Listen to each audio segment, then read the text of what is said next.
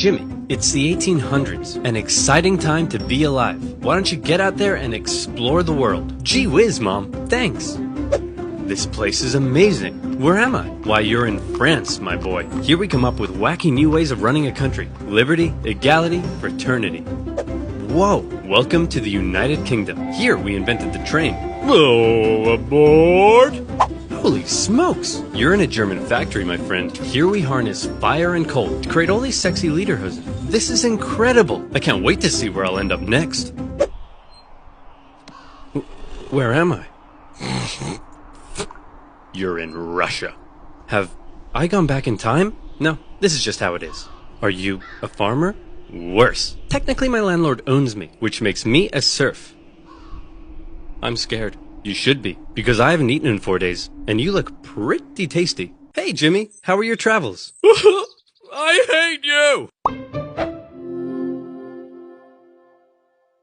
Russia in the 19th century. Feudal, underdeveloped, and stuck in the past.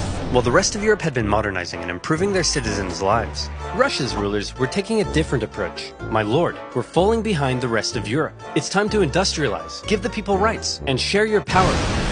Russian czars had no time for pathetic ideas like liberty and modernization because they were too busy having the time of their lives. While the serfs were breaking their backs in the fields, the czars held all the power and they didn't have to listen to anyone. Want to run the country like a backwards feudal kingdom while the rest of Europe outpaces you militarily and economically?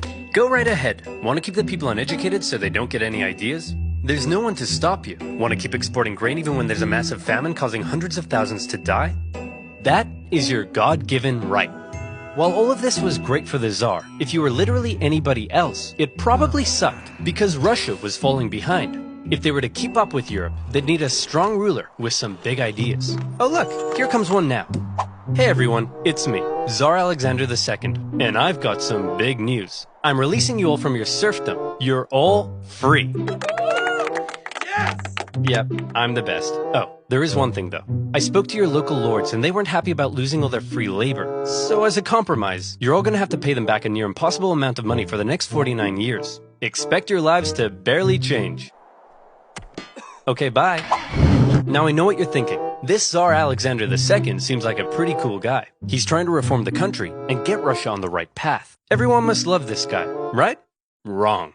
Why does one man get to decide the fate of everyone in the country? This whole system is dumb. Somebody should do something. Like what? Like kill the Tsar. You're gonna kill the Tsar? Well, me? No. I'm busy. I was kinda hoping you'd do it. Okay. See? The people love me. They're throwing flowers, confetti, and high-grade explosives. Okay, Nicholas, your grandfather has a mild case of being blown up by a terrorist, and he's not looking too hot. So we're gonna go say our goodbyes, okay? No, it'll be too scary for him. Nonsense, it won't be scary at all. We're just gonna say a quick goodbye. Ready? Boy, look at me. The people did this to me.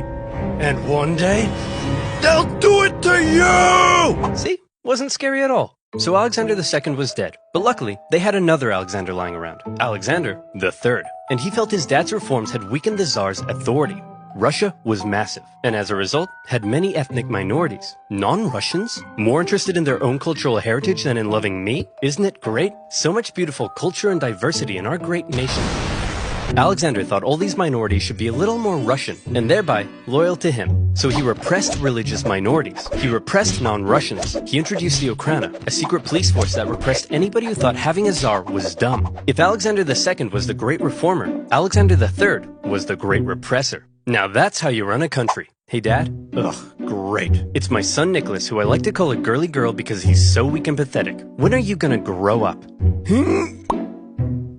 You still look like a girly girl to me. But Dad, I grew a beard. Yeah, an ugly girly girl beard.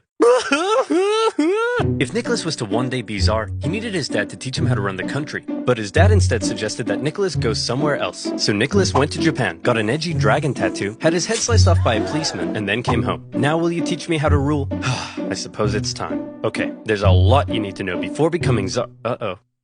What? I've got kidney inflammation.